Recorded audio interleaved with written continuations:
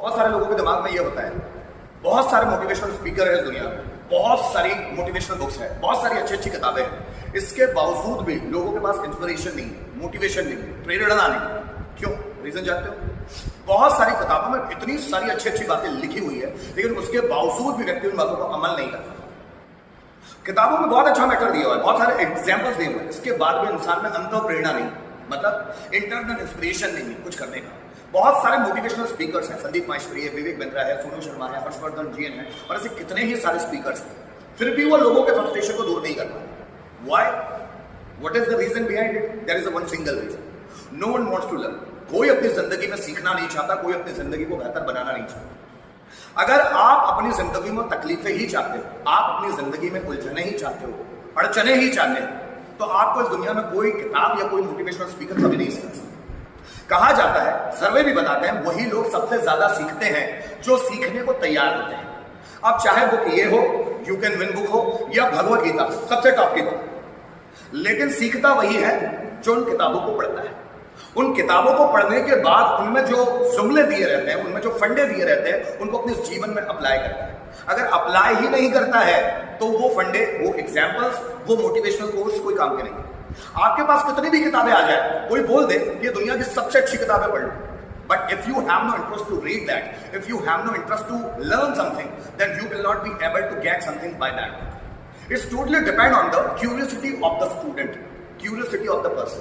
अगर आप में जिज्ञासा ही नहीं है तो दुनिया की कोई किताबें या कोई मोटिवेशनल स्पीकर आपको समझा नहीं सकता। लोग मेरी भी बातों को बहुत ध्यान से सुनते हैं और कहते भी बात कि यार मनीष सर बोलते बहुत अच्छा है, मनीष सर जब बोलते हैं ना तो असर पड़ता है, यहां घुसती है बातें। लेकिन वो बातें तभी घुस पाती है जब आप रेडी हो उन बातों को यहां पर घुसाने के लिए। कहते हैं पैराशूट तभी अच्छे से काम कर पाता है जब वो खुलता है। पैराशूट देखा है आप लोगों ने? हवा में उड़ता है, तो वो जब खुलता है तभी अच्छी तरह से काम कर सकता है। ये दिमाग इस पैराशूट की तरह है, जब ये दिमाग खुलेगा तभी अच्छी तरह से काम कर पाएगा। अधिकतर लोगों ने अपने दिमाग को खोलने का कभी काम ही नहीं किया है। अधिकतर लोग अपने दिमाग को बंद ही रखते हैं।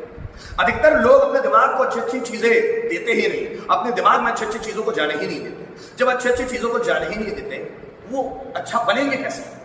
बहुत सारे लोग मोटिवेशनल स्पीकर्स को सुनने के बाद भी वैसे के वैसे बने रहते हैं, सिर्फ वो उस वक्त तक उनके दिमाग में वो चीजें असर करती है, उसके बाद वो चीजों का कोई असर नहीं होता। किताबें तो पढ़ते हैं, किताबें तो थॉट्स को अच्छे लगते हैं, लेकिन वो थॉट्स उनकी जिंदगी में कोई योगदान नहीं दे रहे होते, कोई क्रेडिट नहीं दे रहे होते, कोई क्रेडिट एक्ट नहीं कर रहे होते। क्यों पता है? क्योंकि वो समझते हैं कि ये सिर्फ किताबी बातें हैं। बहुत सारे लोग जब किताबें पढ़ते हैं तो उनको लगता है ये सिर्फ किताबी बातें हैं, इसका हमारे रियल लाइफ से कोई लेना देना नहीं।